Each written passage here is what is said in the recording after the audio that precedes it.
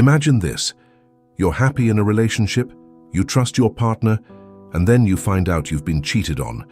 It shatters you from the inside. You ask, why? What made the person you loved take such a step? Was it a mistake or a conscious decision? Cheating is one of the most painful things in a relationship, but what lies behind it? Today, we'll explore the most common reasons why people cheat and discuss whether it's avoidable. One of the main reasons for cheating is when a person feels lonely in a relationship.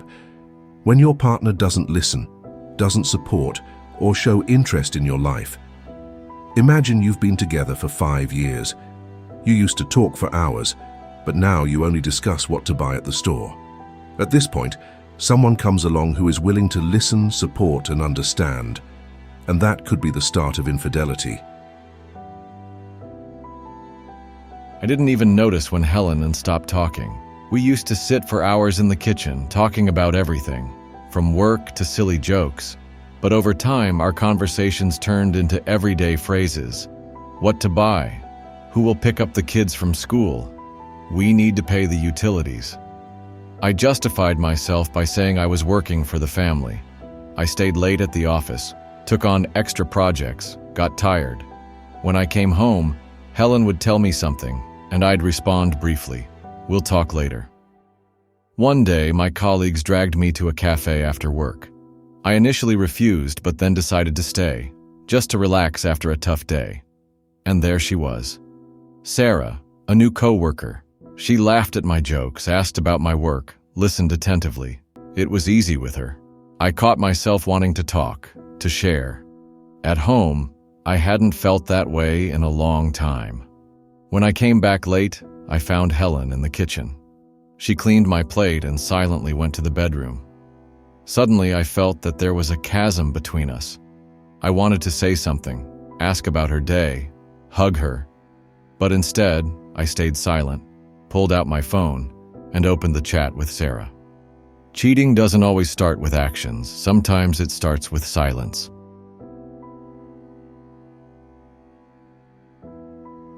Relationships are not just about feelings, but also constant work. But when passion fades, there's a temptation to find it elsewhere. A person wants to feel desired again. They search for these emotions in others, in colleagues, acquaintances, or casual encounters. This is how infidelity begins, which could have been avoided if both partners worked on their relationship. Maintaining passion in long-term relationships isn't just a coincidence, but the result of conscious effort by both partners. Here are a few tips that can help. Spend quality time with each other. In everyday life, we often forget that relationships need attention. Even when things are going well, plan time for romance, even if it's just a walk together or a dinner for two. Don't be afraid to experiment. Over time, relationships can become predictable, leading to a loss of passion. Try new things together. Travel, exercise, discover new interests. Be attentive to the little things. Small gestures of care, attention to your partner's mood, or even pleasant surprises can strengthen the emotional bond and maintain the flame of passion. Talk about your feelings. Sometimes we assume that our partner already knows how we feel. Don't be afraid to talk about your emotions, both positive and difficult ones. It helps better understand each other and maintain closeness. Support physical closeness. Simple kisses, hugs, or even holding hands help preserve intimacy. Physical closeness strengthens emotional bonds, so don't neglect it, even during stressful times. Don't forget about personal space. While spending time together is important, it's even more important to maintain individual space. Each partner should have time for themselves. It allows you to retain your individuality and not lose yourself in the relationship. The most important thing is not to give up and not stop working on your relationship, even when it seems everything is stable. Love and passion need to be nurtured like a garden.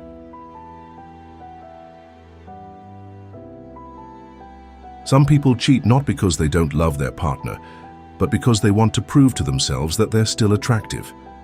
Midlife crisis, loss of self-confidence, a desire to feel young again, and suddenly you're looking for adventures that could destroy your relationship. My name is James, and I've been married to Mia for 15 years. Our marriage was stable, ordinary, with no big ups or downs. We loved each other, built plans for the future, and raised kids.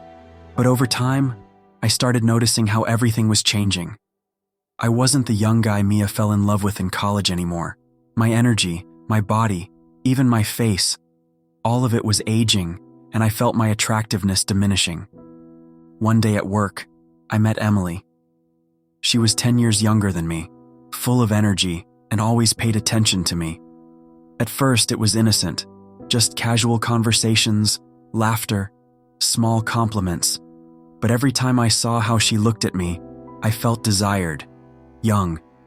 She reminded me of who I used to be when people looked at me, not just as a middle-aged man with a family and bills. I cheated. It was quick and thoughtless. One evening, one night, and I felt like I had shed the burden of aging. But when I woke up the next morning, I realized I had made a terrible mistake. All my fears and insecurities poured into that moment of weakness. I was afraid of aging, afraid that Mia would someday look at me and see something foreign. Now I stand in front of her, look into her eyes, and know nothing will ever be the same.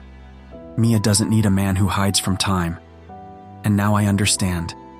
My fear of aging shouldn't have dictated my actions. But it was too late.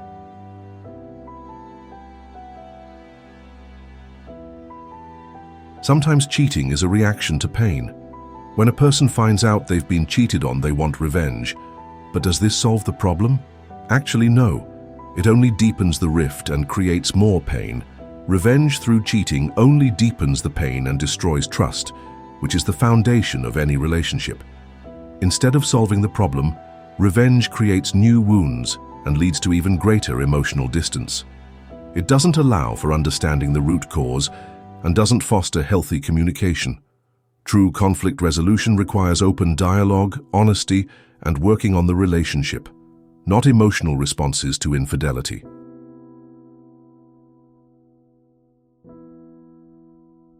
Sometimes cheating happens unexpectedly. Alcohol, spontaneity, the festive atmosphere, and suddenly a person does something they later regret. But accidental cheating is still a choice. If a person is willing to risk their relationship for a momentary pleasure, then do they truly value the relationship?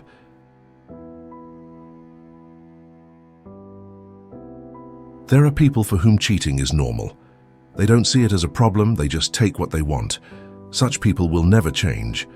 If your partner doesn't respect fidelity, it's up to you to decide whether it's worth staying in that relationship. So we've seen that there are many reasons for cheating, but the most important thing to remember is that happy, trusting relationships reduce the risk of infidelity. What do you think? Can infidelity ever be justified? Write your thoughts in the comments. Don't forget to subscribe to the channel for more insights into relationship psychology. Thank you for watching.